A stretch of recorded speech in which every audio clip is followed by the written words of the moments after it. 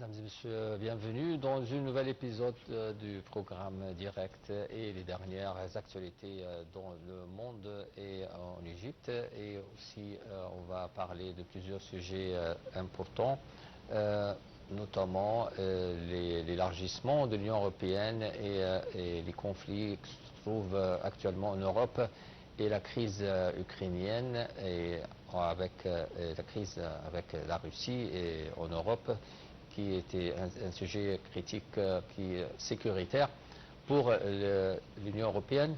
Et aussi la démission du Premier ministre britannique Keir Starmer et son influence sur les relations avec l'Union européenne. Aujourd'hui aussi, passons pour l'Égypte, le Premier ministre Mustafa Madbouli a aussi signé plusieurs contrats avec compagnies chinoises pour l'énergie éolienne de 2000 MW qui sert pour, bien sûr, l'énergie renouvelable qui est de l'énergie verte, qui est toujours un sujet important pour l'Égypte, pour aussi bien sûr, une énergie verte est très important pour l'Égypte, pour aussi ne pas toujours être dépendant des énergies fossiles ou du carburant, et pour aussi l'environnement.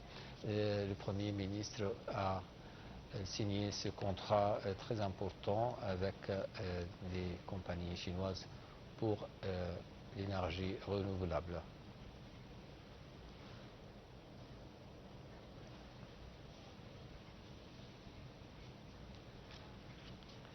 Passons au sujet de cet épisode, l'Union européenne. On a le président du Conseil européen, Antonio Costa, ainsi que la présidente de la Commission européenne, Ursula von der Leyen, qui ont représenté l'Union européenne lors du deuxième sommet Union européenne-Moldavie qui s'est tenu à Bruxelles le 22 juin 2026. La présidente Maya Sandu a représenté la République de Moldavie. Ce sommet constitue une occasion unique de souligner l'importance stratégique que revêt l'avenir de la Moldavie au sein de l'Union européenne et de renforcer le partenariat entre l'Union européenne et la Moldavie.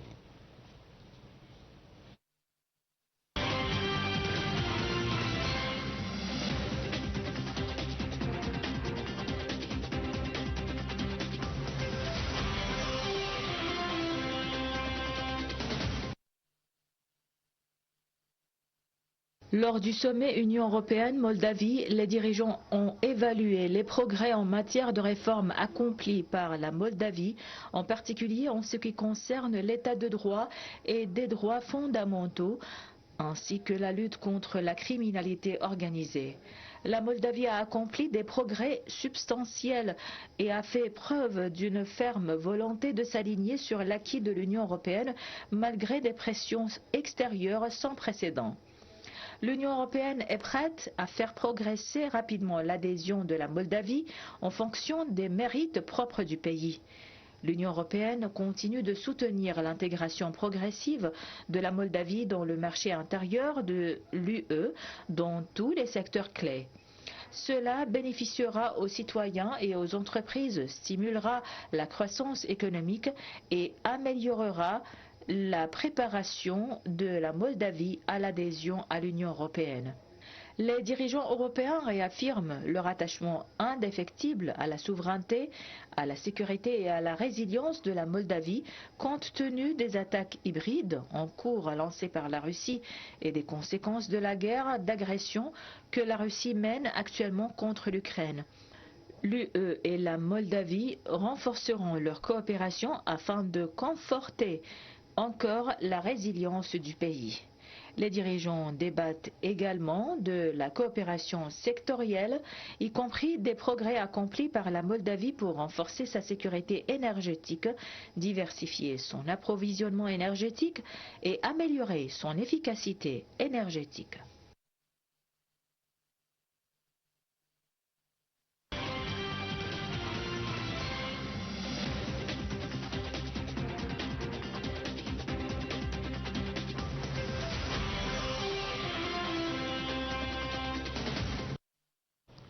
pour un autre sujet, toujours très critique pour l'Europe et la stabilité et la sécurité dans le continent européen.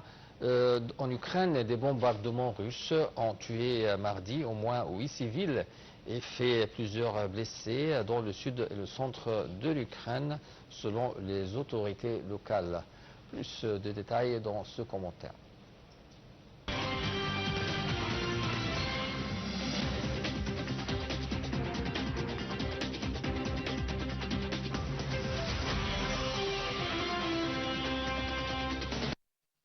À Kryvyi-Rih, dans la région du centre-est, une frappe de missiles russes ayant touché une infrastructure civile a causé la mort de 2 hommes et une femme, blessant également 26 personnes, selon un dernier bilan diffusé mardi soir sur Telegram par le gouverneur régional Oleksandr Ganja.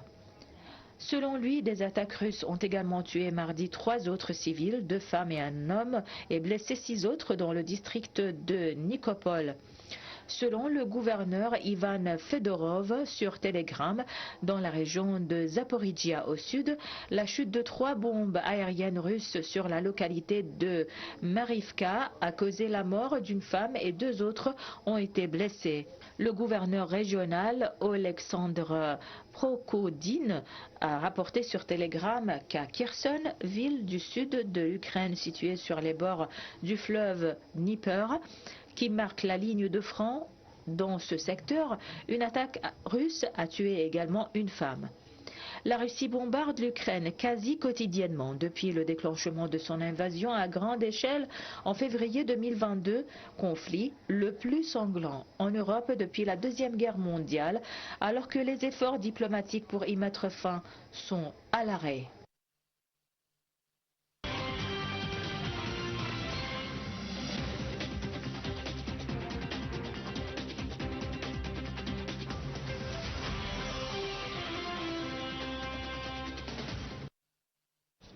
Et avec nous en ligne pour nous parler de ce sujet, l'ancien ambassadeur Medhat El-Melighi, ancien ministre adjoint des Affaires étrangères. Bonsoir, monsieur l'ambassadeur. Bonsoir à vous.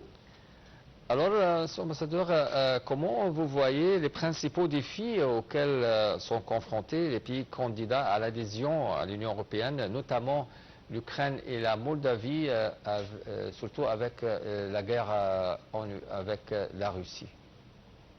Alors, vous avez donné la réponse dans votre question. Alors, voilà le mot-clé de la raison pour laquelle l'Union européenne semble un peu hésitante en ce qui concerne s'élargir du côté de l'Est et les implications géopolitiques, certainement dans le contexte de la guerre qu'on vient de voir, qui continue toujours et même avec une certaine efficacité, comme ce qu'on a vu des derniers jours. Alors, le résultat vraiment, c'est que l'élargissement vers l'Est, malgré qu'il met fin à la division héritée depuis la guerre froide en intégrant des anciens États du bloc soviétique dans ce qu'on peut considérer l'espace politique et économique européen, mais certainement cela représente d'un côté ce qu'on peut, on peut voir que cela représente une menace stratégique un peu pour la Russie. Oui. La Russie, comme on le sait tous, et comme on l'a vu dernièrement, considère cette évolution comme un recul dans sa profondeur historique, stratégique. Parce que pour la Russie, et moi j'ai eu même l'honneur de servir dans les deux ères. J'ai servi en tant que diplomate dans l'Union soviétique, en tant que diplomate égyptien, et ensuite dans l'Union russe. Alors, de point de vue russe ou même soviétique avant cela, l'Union européenne et l'OTAN constituent deux dimensions qui se complémentent, qui sont deux dimensions complémentaires d'une influence purement occidentale. Et cela représente toujours une menace pour la Russie. l'intégration de ces anciens pays ou satellites soviétiques réduit l'espace d'influence traditionnelle que Moscou avait toujours l'habitude d'occuper. Et l'éventuelle adhésion certainement de l'Ukraine remettra en cause la vision russe du sphère d'influence privilégiée dans l'espace post-soviétique que la Russie toujours aime garder à soi. Et certainement, on peut voir que la question de joindre l'Union européenne d'un côté ou l'OTAN, parce que les deux sont comme deux faces d'une pièce de monnaie pour la Russie, représente toujours un danger pour ces pays eux-mêmes qui y sont adhérés. Alors on a vu le résultat sur l'Ukraine qui a eu des frappes dévastatoires et aussi pour la Russie certainement, et je pense que c'est une des raisons pour laquelle on doit prendre d'une manière ou d'une autre le hockey de la Russie avant d'essayer d'adhérer un nouveau pays à l'Union européenne. D'accord. Alors, Monsieur l'ambassadeur, aussi, les leçons l'Union européenne tire-t-elle de ses précédents élargissements pour préparer des futures adhésions? Je n'ai pas vraiment compris la question, je n'ai pas bien entendu, pardon. Alors, les leçons que l'Union européenne pourrait tirer des précédents élargissements pour préparer des futures adhésions à l'Union européenne? Alors, je trouve que moi, de mon propre point de vue, et il se peut ici que je contradise un peu l'histoire traditionnelle, la Russie avait reçu une promesse américaine que l'Ukraine ne va jamais joindre l'OTAN. Et cela a été fait par le secrétaire d'État américain avant l'accord de la Russie pour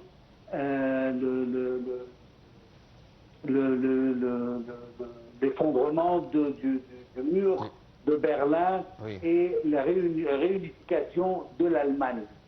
Et c'était une promesse faite par l'Ouest, par les États-Unis, qu'il n'y aura pas d'expansion vers l'Est.